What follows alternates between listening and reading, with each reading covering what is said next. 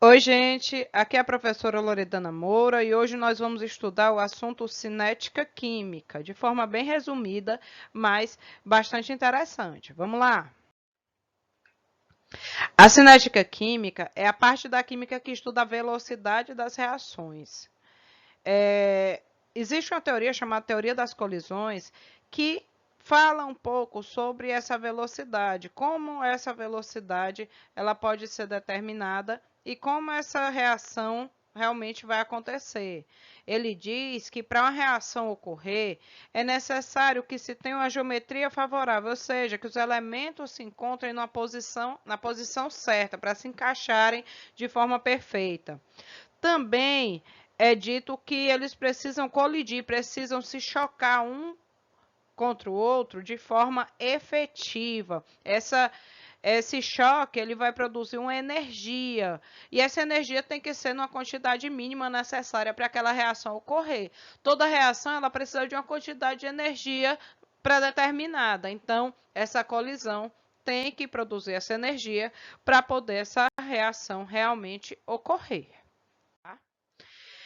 Aqui nós temos o cálculo da velocidade média. A velocidade média para uma reação de A produzindo B, ela será dada por delta A negativo. Por quê? Porque o A, quando você faz o delta, você faz final menos inicial. Então, se você fizer final menos inicial de um reagente, vai dar um número negativo. Essa velocidade tem que ser positiva. Então, ou você coloca o sinal de menos antes, ou sempre leve em consideração que esses valores têm que ser dados em módulo, ou seja, tem que ser positivo, tá? Você faz a subtração, mas se der um valor negativo, você já sabe que tem que ser positivo. Sobre o ΔT, que é a variação do tempo, ou seja, tempo final menos tempo inicial. Para os produtos é normal, é o ΔB, que, ou seja, a concentração dele no final menos no início, e o ΔT, o tempo, de novo a variação, que é o tempo final menos tempo inicial. Aqui é a observação que eu falei ali em cima, que o delta significa variação, e sempre você calcula final menos inicial, e que essa variação ela vai ser dada em uma tabela, em um gráfico, tá, para você na questão, e aí você vai calcular a velocidade média e dependendo do intervalo de tempo, você vai ter velocidades médias com valores diferentes, tá? Vamos observar no próximo slide. Aqui você tem uma tabelinha da substância A. O tempo está passando em minutos. Em 0 minutos eu tenho 1 mol por litro de ar. Aí em 2 minutos eu tenho 0,7. Em 5 minutos 0,4. Em 9 minutos 0,3. Ele pede para determinar a velocidade média no primeiro intervalo, de 2 a 5 minutos. Então você tem que a velocidade média vai ser menos. Lembra que esse menos pode também ser o módulo. Porque na hora que você fizer a subtração, vai dar negativo, mas você tira o sinal. Tem que ser positivo.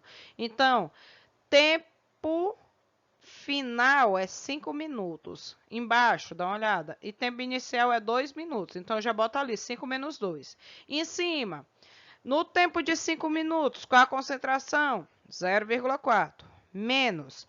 No tempo de 2 minutos, qual a concentração?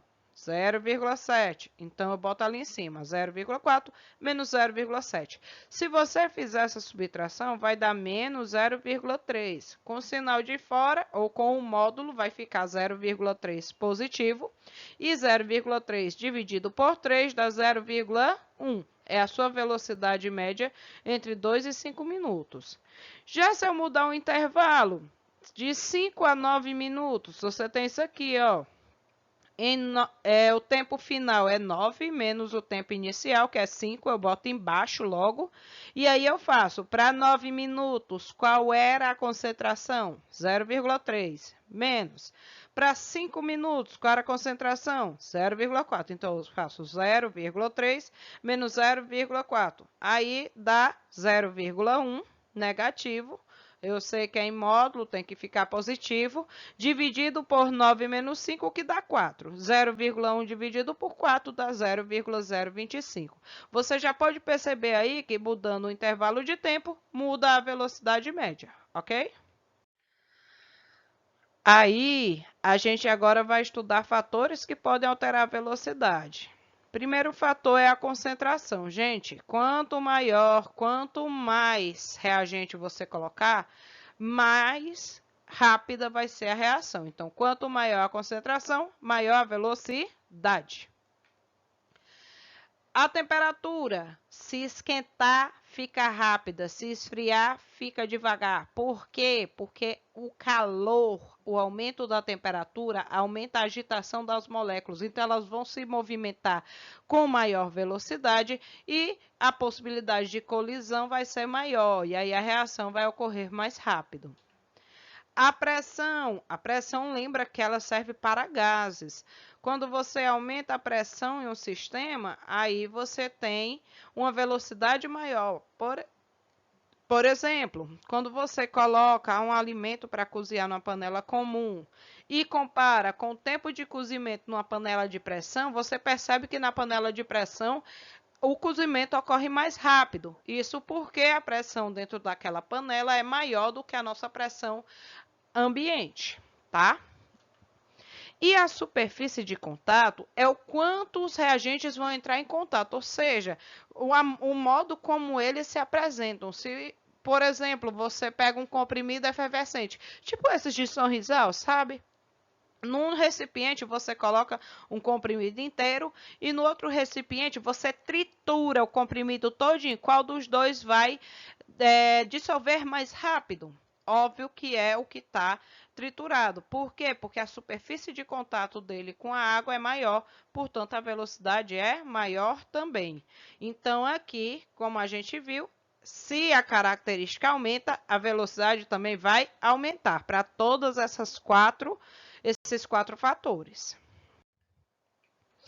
Agora tem um fator que é a parte, que é o catalisador.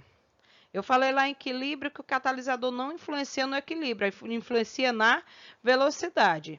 O catalisador ele é uma substância que está presente na reação, uma substância química, tá? Só que ele não participa, ele não é consumido. A única função dele é diminuir o tanto de energia que você tem que acumular. Então, se você tem que acumular menos energia, então você reage mais rápido. A sua reação tem uma velocidade maior. Se você olhar aí nesse gráfico, você pode ver, ó, na linhazinha vermelha, eu tenho que alcançar aquela energia lá em cima para atingir o complexo ativado, que quando eu atingo a energia máxima, aí a minha reação deslancha e começa, e aí os meus produtos começam a ser obtidos.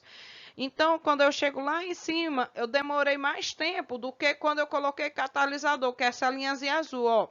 Subiu bem menos a curva e a reação deslanchou mais rápido. Então, o catalisador faz com que tua reação precise de menos energia, portanto, ocorra mais rápido, ok?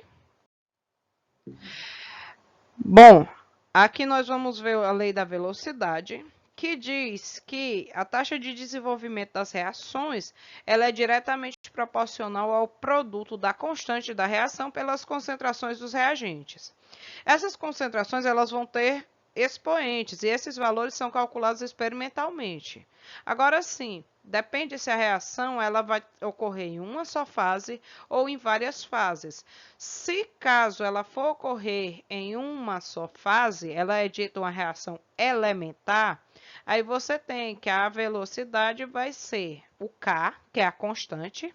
Aí a concentração da substância A, que é o primeiro reagente, é elevada ao seu coeficiente de balanceamento, vezes a concentração da substância B elevado ao seu coeficiente, que é o Bzinho, tá?